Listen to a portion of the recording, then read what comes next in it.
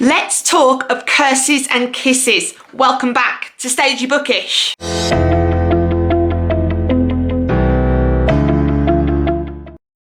everybody, hope you're well. Welcome back to Stagey Bookish. Oh, I keep kicking the tripod, my apologies. Yes, welcome back to Stagey Bookish. My name is Olivia, and as you'll probably notice from my previous video, your girl got a haircut. Your girl got a haircut, but thus you will also notice in my next couple of videos, my hair goes short, long, short, short, long, because your girl pre-filmed last weekend, but now she has nice short hair and it's so much better. But I digress. So, we are back. Last week, you had a very special video from me. I was very honoured to be part of the street team for Sandhya, the amazing author Sandhya Menon, as a part of her launch for her brand new middle grade series of Curses and Kisses. The St. Rosetta's Academy series, I believe, is the official title. So last time we spoke, you had some recommendations for amazing retellings, and I promised you that a week later, that is today, that is that now that this book is actually published, it was published yesterday, and is out in the world, we were going to talk spoilers, and man, have I got some thoughts to share with you. Firstly, if you didn't know already, this is a brand new reimagining, retelling of Beauty and the Beast set at an all-elite boarding school. It's very Gossip Girl, but you've got kind of a sassy Queen Princess, you've got a misanthropic British aristocrat, there's smoldering love, there's slow burn, there's angst, there's romance, there's action, there's drama. It's just, oh, so good. But yes, I have been very blessed to be part of this street team for Sandhya, and I've known this was coming, you know, for a while now. So it's wonderful this is so out in the world.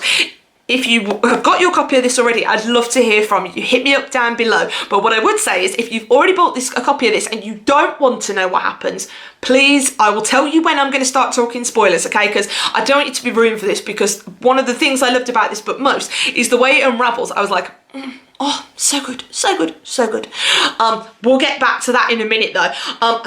My bookmark is falling out of here, sorry. See, this is me, bookmark, stagey bookmark, which is a King and I ticket, can you see? I'm bookish. We mix these things, we mix these things, we mix these things. Yes, so I am here to talk about the plot, I'm here to talk about the characters, I'm here to talk about all spoilery things. So I'm going to give you a chance now.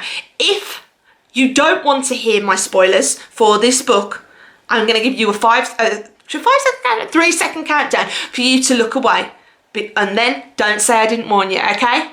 3, 2, 1.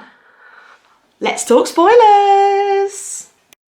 So, you've had your warning. We're about to hit some spoilers. So let's talk plot first. So, you have our Belle character, who is a pair. This, oh, excuse me, is Princess Jaya Rao. Her family is considered kind of royalty, the equivalent of royalty within their Indian society. Oh, apologies, in Indian society. And for many, many years, you know, back to kind of generations and generations before, they have been at war, feuding, had a rivalry with the Emerson family, who are British aristocrats, of which Grey, this is Grey, is the youngest son. So as the story goes, Jaya is told that many, many moons ago, we're talking about kind of when Britain still controlled India and still ruled over India, so is that an element of colonialism there? But the Emersons stole a valuable ruby from the Raos, from Jaya's ancestors. And because of that, it was Jaya's, I think, great-grandmother or great-great-grandmother that cursed the Emerson family. They don't know what the curse is, they just know it's not good. And that ever since, you know, kind of when Britain ruled India, the Emersons took the jewel, and then when India gained its independence, they wouldn't return it. So this is where kind of the story starts. What we find with Jaya is that she's very protective. There's her and her younger sister Aisha. She's very, very protective of Aisha, but at the start of the book, they are starting at a new boarding school, St. Rosetta's International Academy. Yeah, and for 2 reasons. Number 1 reason is that Aisha's been sent away from India because there was leaked stories to the tabloids and the media that she was behaving in a way not very becoming for a kind of member of royalty, which is quite ironic considering our world today. So they kind of, her parents sent her away to get away for a little while. Jaya didn't have to go. She took this opportunity, particularly when she found out the youngest Emerson heir, Grey, was also at this school. She wanted to stand up for her family. She wanted to show that she had what it took to rule her family and kind of lead her family into these new generations. So Jaya had come up with a plan before she even arrived at St. Rosetta's. She was going to get Grey to fall in love with her. She was going to get Grey to fall in love with her, and then she was going to break his heart. That was going to be her revenge on behalf of her family towards the Emersons for what they didn't do previously. Now, at the start, because of this, to me, I didn't find myself very much endeared towards Jaya's character. Okay? And that's not saying she was a bad character, but at the start, obviously with the plan, as a reader, you're not necessarily meant to be on her side. But for me, I kind of just looked at her and I was like, okay. Why Jaya, why? It was very, you know, I talked about this kind of being very kind of Beauty and the Beast meets Gossip Girl. She was that kind of typical Gossip Girl kind of student. She was going around at Grey and fluttering her eyelids and going, ah! And, you know, it's noted by Grey that her reactions to him are extremely exaggerated. So he sees it, and I kind of was like, But I have to say, whereas for me, because I wasn't really on board with Jaya at the start, that made me feel for Grey even more. And kind of, you learn so much about him and the kind of non-existent relationship he has with his family. You actually learn at some point in the book that because of this curse that he is under, which he's convinced that as a result, he will die at 18 years old, which is the birthday that he's due to celebrate next. He's actually lived or been at this school since he was 10 years old, because also it was his father had always claimed that Grey's mother died. It was his fault that his mother died. So ever since then, he was left at St. Rosetta's, and he's been there ever since. So actually, for the start of it, for me, Grey was much more the sympathetic character. So when Jaya was getting in her cheesy stereotype exaggerated way, I was like, oh, please. Please bear in mind that I'm 35 years old, so this is just my reading of the book, this is just my opinion of the book. When they first met, it was in a library, and if you've seen Beauty and the Beast, the classic library setup, and it was just like, oh, what's a girl got to do for a library like that? And it was brooding, it was dark. Grey was everything you would expect him to be, having kind of essentially lived a very, very solo life for 7, nearly 8 years at this place, with Jaya trying to really get under his skin, get inside his friendship group, trying to get in his head. Conveniently, she's got into all the same classes as him. But as they kind of go on and they move forward, where you have Jaya who's trying to protect Aisha, trying to get her studies down, and trying to get back at Grey, the kind of relationship between them slowly sizzles. They have a bond. They have, for whatever reason, and at first Grey doesn't recognise that why Jaya's there any time till like very much in the latter part of the book. They have it's very much a slow burn. It's a slow sizzle. It's very much I wouldn't even go it's enemies to lovers.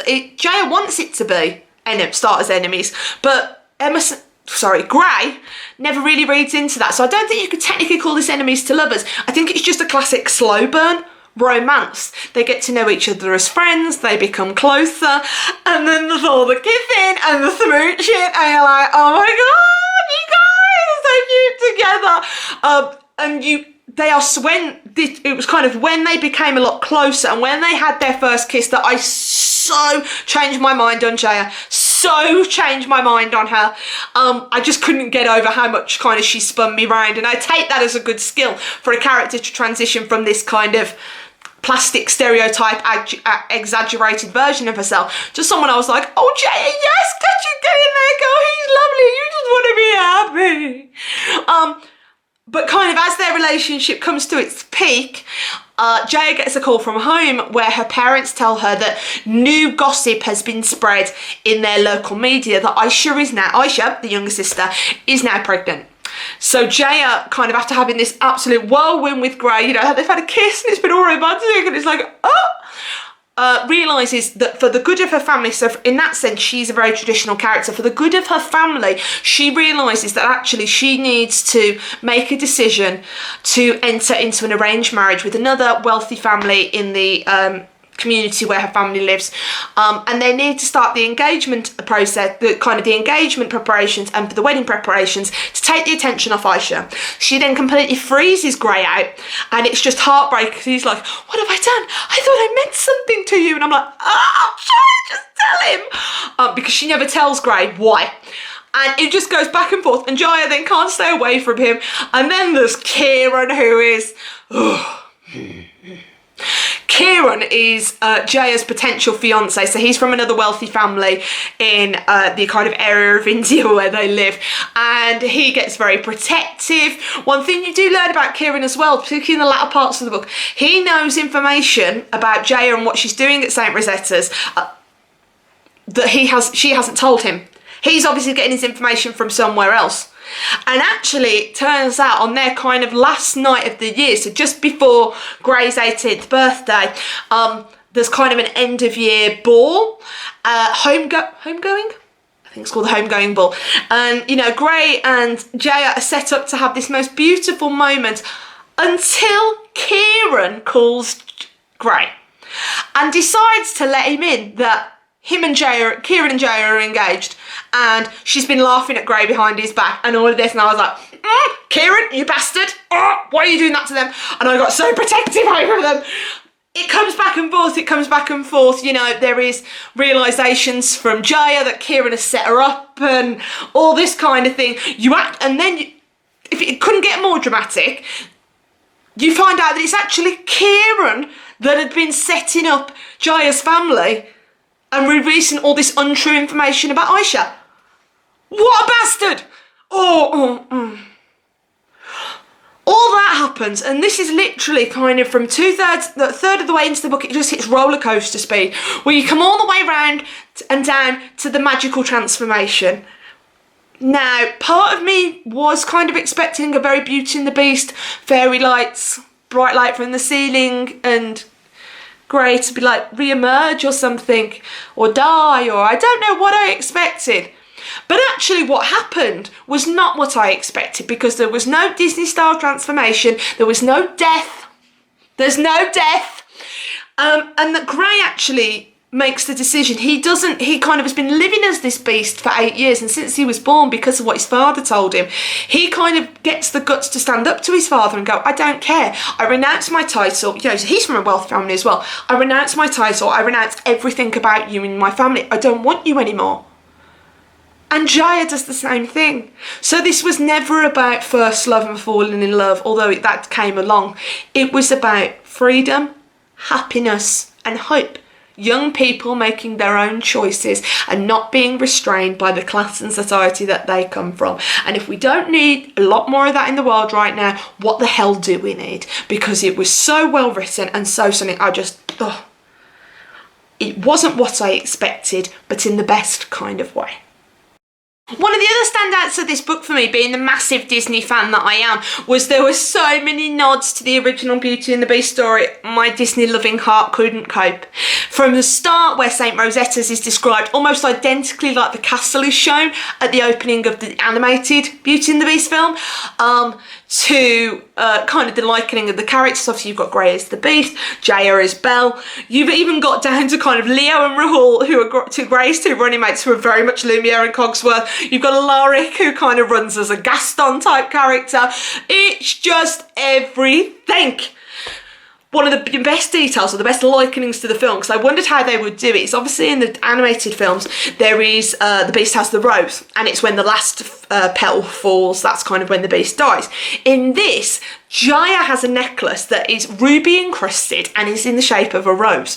When she starts at St. Rosetta's, it was a present from her father, but when she starts at St. Rosetta's, rubies start falling out every time she's around Grey, and I didn't get there straight away, but the rubies fell out at a random rate every time she was around Grey, and I was like, of course, a red rose, the petals are falling, the rubies are falling out. And actually it was a ruby that Grey's ancestors stole from Jaya's ancestors in the first place, and it said that this was the ruby, and I was like, oh god, that's good. But there were so many moments in this where I was just like, oh my god, seriously. Like I said, particularly the slow burn between, firstly, St. Rosetta's is on a Hogwarts level for me. I would die to go to St. Rosetta's. The kind of slow burn between Grey and Jaya, particularly when they went to Aspen, and they have this kind of, because it's set, the St. Rosetta's is up in the mountains, they have this long talk, and then there's the kiss in the woods. I was dying, because I was like, oh god, that's romantic. My heart broke for Grey when he Jaya kind of was like, I can't see you anymore, it's me, not you. And I was like, don't do it, it's not worth it. Grey's kind of anger when he thought Jaya was playing him and then he was going to be on his own. I thought, oh my god, if he dies on his own, I'm going to have words with Sandhya about this. And just so good. So good. Not what I expected from Beauty and the Beast retelling, but the best kind of retelling. I can't urge you enough to all go out and pick up a copy of this. It is a must read. The hardcover, this is the art copy, but the hardcover has a map. We all like a good old map in a book, don't we?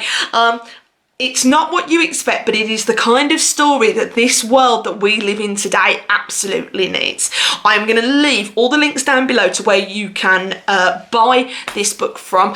All of those are online links. I'm not sponsored by any of them, so you can use those links, or you can go to your local bookstore or wherever you usually purchase books from. This is the first in a series, so we will be seeing more from St. Rosetta's Academy. We will also be seeing more from Sandhya when later in the year her next book in the Dimpleverse, 10 Things I Hate About Pinky, is also going to be coming out. That's June, so you'll be hearing more from me about that then. Thank you, Sandhya, for having me as part of the street team. Thank you for trusting me with this. Thank you for trusting all of us with this. Here in the UK, I think there's only 4 or 5 of us that are part of the street team. It is a true honour and a true blessing. You are a wonder to support, and long may it continue. This has been Olivia. This has been Stagey Bookish on the Of Curses and Kisses BookTube tour. I'll see you all in the next video. Bye!